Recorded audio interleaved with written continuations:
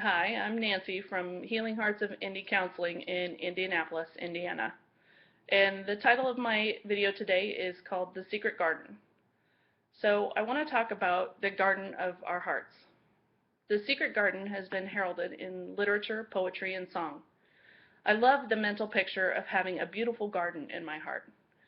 One of my favorite quick prayers that I breathe when I'm feeling strong emotions is, "Dear God, please tend to the garden of my emotions."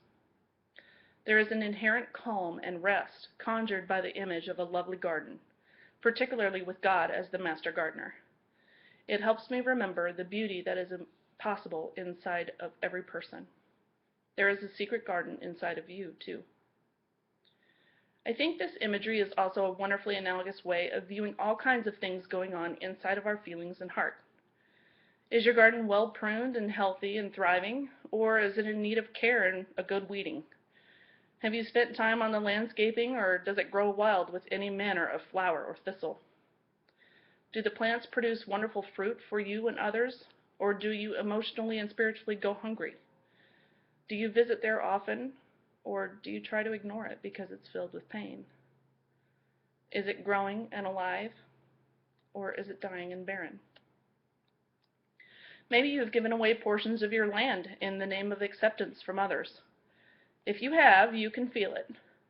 It feels like not having room to breathe and relax because you have so much to do for everyone around you. Each person is healthily entitled to their own relational space. Many times people will give up portions of who they are and the space they need to exist so that others will believe they are a good person, for example. This is one of the main characteristics of relational enmeshment. The easiest definition of enmeshment is, I'm okay if you think I'm okay. Well, now we're enmeshed. My feelings of peace on the inside are now dependent on you and what you think of me. I've just given away some of my power, or my garden, for your cooperation in treating me like I matter and that I'm good. This is codependency. On the flip side of the coin, there is emotional distancing or cutoff. Those who fear enmeshment back away from would-be enmeshers. They take pieces of other people's gardens to give themselves enough space to feel safe. If you have taken others' land, you can feel it too. It feels like constantly monitoring and managing the feelings and perceptions of others. It offers the illusion of control against the attempted enmeshment or control of others. Folks that operate this way take on the real estate of anyone who will give it up, and many times will withhold love and acceptance to get more. This is counterdependency. Neither one of these gardening methods are worse than the other. They are both equally unbalanced. One is based on a fear of abandonment. Take my power, strength, self, whatever, anything but leaving me. And the other is based on a fear of shame. Stay back, because if you get too close to me, you will find out how unlovable I really think I am. If you take each one a step deeper, they actually mirror each other. If someone leaves me, well, I must be unlovable.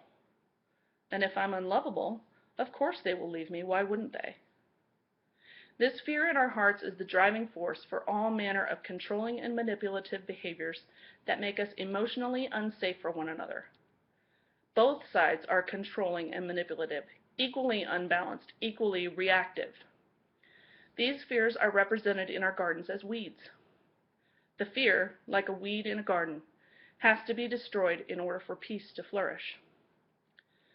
When this peace does flourish in our hearts, we begin to interact with others differently. We no longer seek the acceptance of others by giving up pieces of our land. We no longer try to get any more space than we are relationally, healthily entitled to just to feel safe. We stop the constant dance of reactivity to closeness and distance, trading who we are for the acceptance of others. We learn how to hold still while being able to experience the movement of others compassionately. We become relationally safe, opening ourselves up to true and deep intimacy. We learn inner peace. Our garden grows beautiful flowers and fruit, and the weeds shrivel and die. If you would like to learn how to walk the path to your secret garden and tend to the plants living there, come on in and see me, Let's get started. There's no time like the present, and no one else can or will do it for you.